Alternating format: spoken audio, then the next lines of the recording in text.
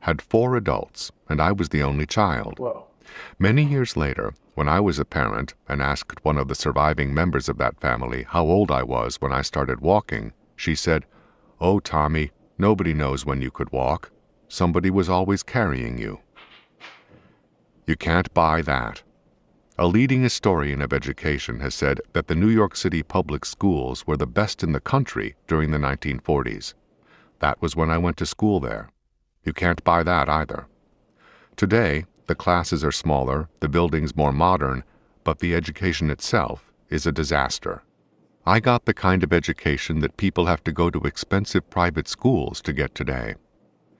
Perhaps more important, nobody told me that I couldn't make it because I was poor and black, or that I ought to hate white people today because of what some other white people did to my ancestors in some other time. Nobody sugarcoated the facts of racial discrimination. But Professor Sterling Brown of Harvard University, who wrote with eloquent bitterness about racism, nevertheless said to me when I prepared to transfer to Harvard, "Don't come back here and tell me you didn't make it 'cause white folks were mean." He burned my bridges behind me, the way they used to do with armies going into battle, so that they had no place to retreat to, and so had to fight to win.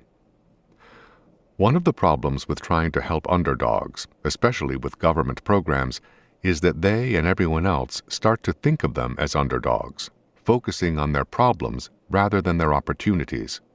Thinking of themselves as underdogs can also dissipate their energies in resentment of others, rather than spending that energy making the most of their own possibilities. It must have been discouraging for Ernie Lombardi, especially in his early years, to be repeatedly thrown out at first base on balls that would have been base hits for anybody else. But he couldn't let himself dwell on that, not and win 2 batting titles. That was an insightful clip there, but I must tell you, I enjoyed this discussion. You see, Nelson Mandela once said, as I walked towards the door that leads to my freedom, I knew that if I didn't drop the hatred and bitterness within me, I would definitely be in prison. I'm not in any way trying to make light the pain of the African Americans. And my discussion here is not about African Americans too. It's something we can all learn from.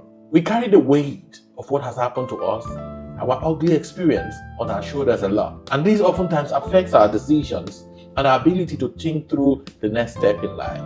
And such mindset is not a growth mindset.